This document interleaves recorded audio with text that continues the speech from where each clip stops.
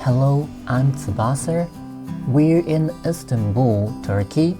It is geographically located right on the border of Asia and Europe and has a very unique culture.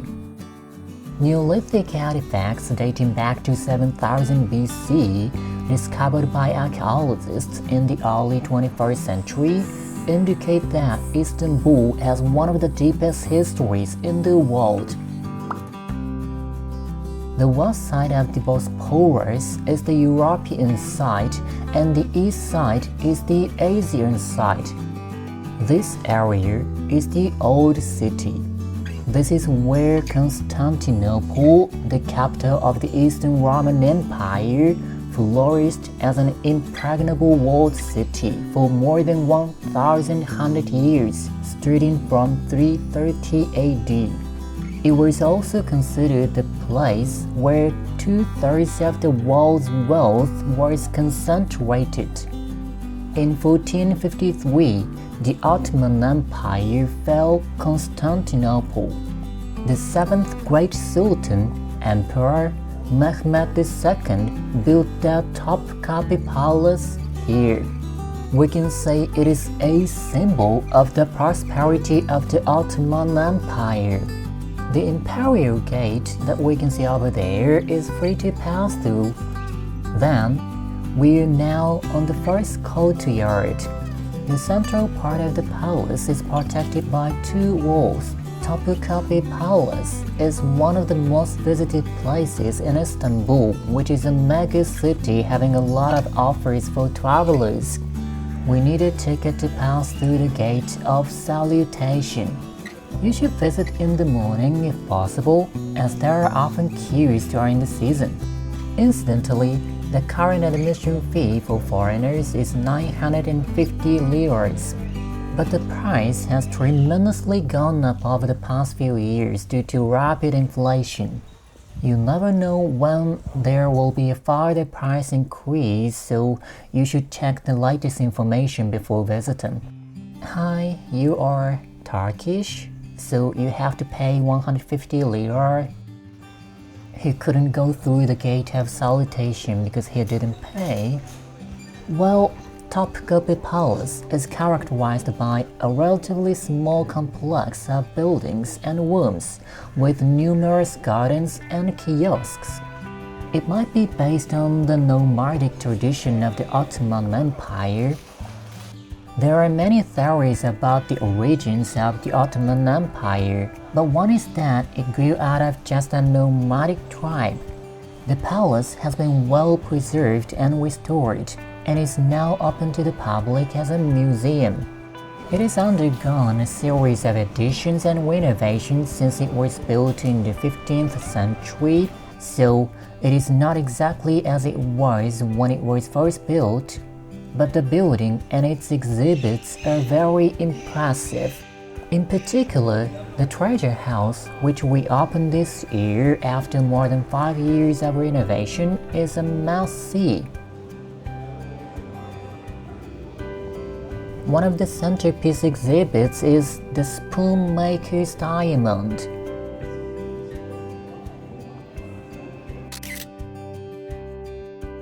A fisherman was the first to discover this magnificent gem.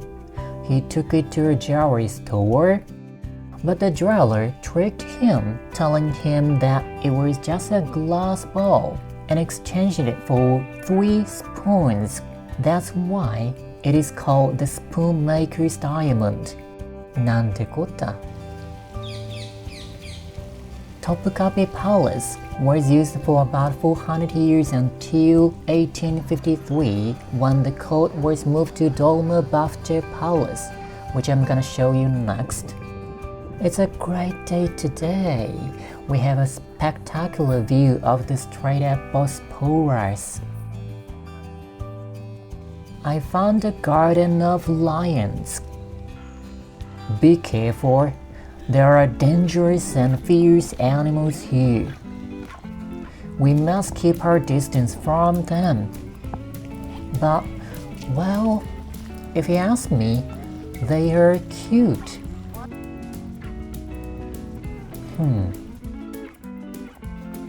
Hello, Kitty. The center is divided into three main areas: the Buren, where administrative and official events are held, the Endeln, where the monarch's private life takes place, and the Harem, where the women live. Now, we're going to enter the Harem area. The harem is the area where the sovereign's mother, queen, and children lived, as well as the many female servants who served them. It is a culture where men are forbidden to avoid any deviation from sexual morality. However, non-Muslim men, such as prisoners of war and slaves, were sometimes castrated and made eunuchs. There were two types of castration methods: complete castration, in which all of the male genitalia were removed, and incomplete castration, in which either the penis or the testicles were removed. By the way, the completely castrated slaves were sold at a higher price. Just so we're clear, I am still completely male because I paid the admission fee, so don't worry.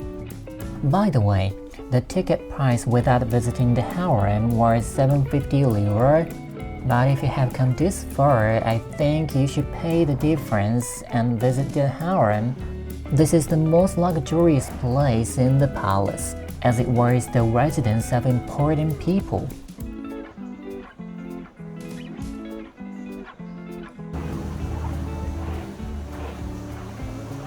By the way, there is a custom in Turkey. Every year at 9:05 on November 10th, all the people of Turkey, not only those in Istanbul, face the same direction and observe a minute of silence. Turkey's first president, Mustafa Kemal Atatürk, died at 9:05 on November 10th, 1938. In the direction everyone faces when offering a silent prayer, there is the Dolmabahce Palace. We are now at the place. It's currently a museum. Tickets were 650 liras.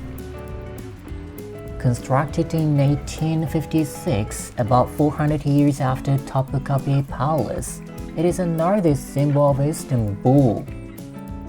While Topkapi Palace was a collection of smaller buildings, it is a completely different architectural style and is more luxurious and gorgeous in appearance.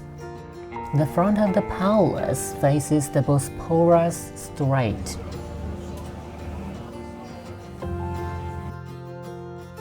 The gates facing the sea are unique and picturesque. Its location is a very popular photo spot. Dolmabahce means reclaimed garden. It was a large bay before the 17th century. The palace was built on reclaimed land. The front gate at the exit was very crowded, but some were empty. Sultan Abdul Macid, who built this palace, was a modern thinker and incorporated many Western styles. When he built the palace, he said, "Evil and ugliness are forbidden here, and only what is beautiful should be here." He spent a huge amount of money to build the Dolmabahce Palace. However, the finance had a very difficult circumstance at the time. 5 years after the palace was built, he died. When Sultan Abdulaziz took over, the Ottoman Empire was in complete economic ruin and could not even pay the salaries of its approximately 5,000 servants. The finances could not be restored, and the Empire of Ottoman was eventually abolished. The cost of building the palace was one of the causes of the financial collapse. This lavishly decorated palace, we can say, is a symbol of the downfall of the Ottoman Empire.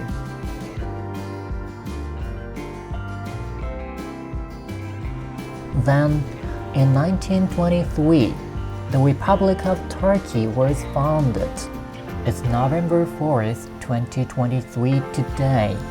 The Republic of Turkey celebrated its 100th anniversary just a week ago. No one could have imagined that the Ottoman Empire, with its immense wealth, would collapse when the Topkapi Palace was built.